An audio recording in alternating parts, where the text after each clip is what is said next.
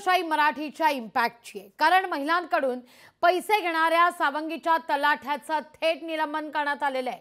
लोकशाही मराठीने बातमी दाखवली आणि त्यानंतर कारवाईचा बडगा आहे। मुख्यमंत्री लाडकी बहीणच्या कागदपत्रांकरता पैसे घेतले जात होते।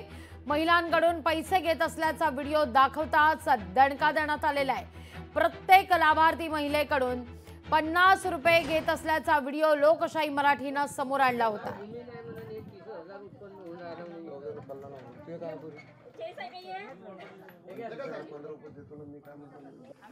याविषयी अधिक माहिती घेण्याकरता थेट जाते अमरावतीला आमचे प्रतिनिधी सूरज दहाड यांच्याकडून।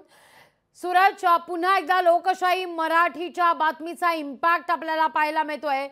त्या तलाठ्याचं, सावंगीच्या त्या तलाठ्याचं थेट निलंबनच झालेलं आहे।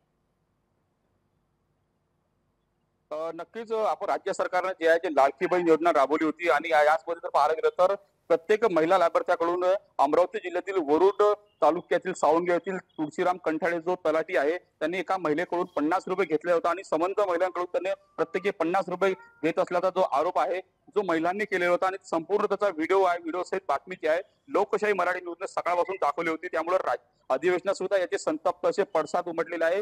बच्चू कडू असतील, रोहित पवार असतील, तसेच इतर सभागृहातल्या महत्वाच्या नेत्यांनी यावर प्रतिक्रिया सुद्धा दिली होती। आता काही वेळापूर्वी जे आहे अमरावतीचे जिल्हाधिकारी सौरभ कटियार यांनी जो 50 रुपये मागणारा तो तलाठी आहे तुळशीराम त्याला निलंबित केलेला आहे। त्याच्या विरोधात आता काही वेळातच पोलिसात सुद्धा तक्रार दाखल करणार आहे। एकूणच जर पाहायला गेलं तर लोकशाही मराठीने सकाळपासून ही बातमी लावून धरलेली होती। कारण का आपण जर पाहिलं तर निशुल्क योजना असताना 50 रुपये तलाठी घेतोच कसा असा जो सवाल आहे सत्ताधाऱ्यांना विरोधकांनी विचारलेला होता आणि लोकशाही मराठीने खऱ्या अर्थाने बातमी लावून धरल्यानंतर जो आहे जो जिल्हाधिकाऱ्यांनी याची गंभीर दखल घेतलेली आहे। खरं तर याची चौकशी सुद्धा झालेली होती।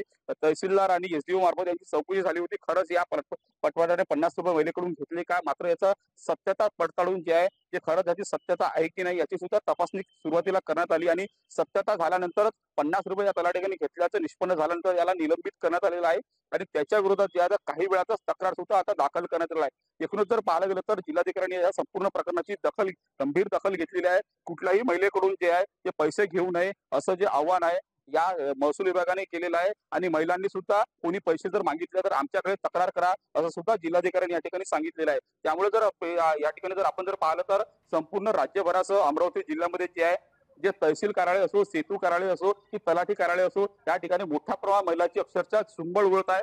15 तारखेपर्यंत जे आहे मुद्दा लक्षात येतोय। धन्यवाद तुम्ही दिलेल्या कोणाच्या सविस्तर माहिती करता। वळूया पुढल्या। लोकशाही मराठी ऐका, पहा, जागरूक रहा।